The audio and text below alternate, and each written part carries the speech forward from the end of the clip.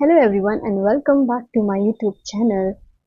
So in today's video we are going to talk about foreign language certificate part-time courses offered by Tel University. So many of you have been asking me these language related questions, so I'm going to clear all your doubts related to eligibility, admission and how you can proceed further.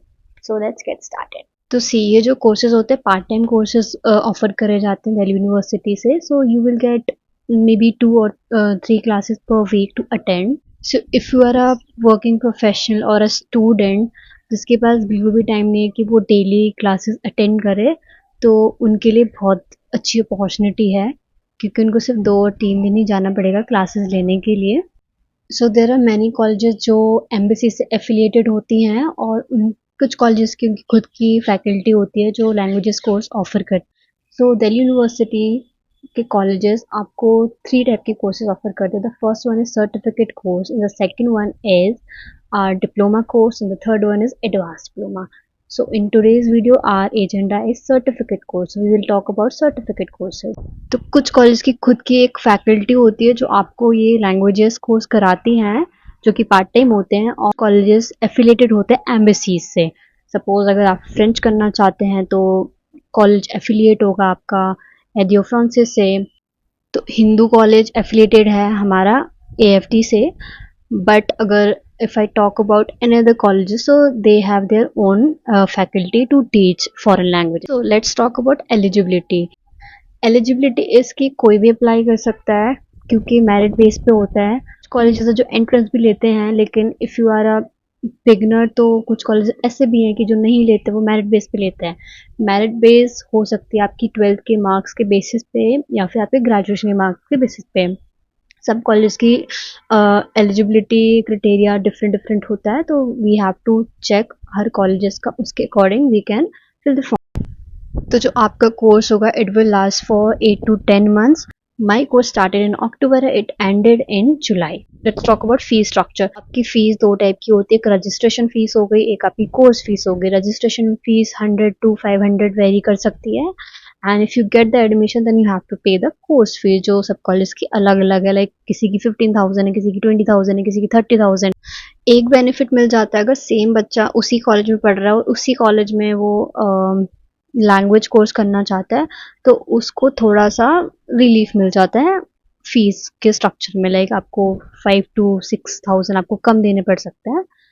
और अगर आप उस college से नहीं हो, किसी और college से हो, और आप लैंग्वेज किसी और कॉलेज से करना चाहते हो, then you have to pay the full fees. Okay, so the main question is like how to apply in to these colleges. So the process very very easy honestly. You can do 2 things कि पहले तो decide करो कौन से college में जाना है. तो उसके लिए आप या तो खुद की ओन रिसर्च कर सकते हो. पहले तो आप डिसाइड करो कि आपको कौन से कॉलेज में जाना है और कौन सा कॉलेज कौन सा लैंग्वेज आपको करनी है वो ऑफर कर रहा है. सपोज मुझे फ्रेंच करनी है, तो कौन से कॉलेजेस फ्रेंच करा रहे हैं, तो मैं उनकी वेबसाइट पर जाके विजिट करूँगी. I will do my own research. तो you have to do your own research for this. दूसरी चीज़, you can follow different YouTube channels. Like I followed NS ट्यूट, तो वहाँ से मुझे बहुत हेल्प मिली. वहाँ पर आपको बहुत जल्दी अपडेट्स मिल सकती है कि कौन से कॉलेज की नोटिफिकेशन आ चुकी है.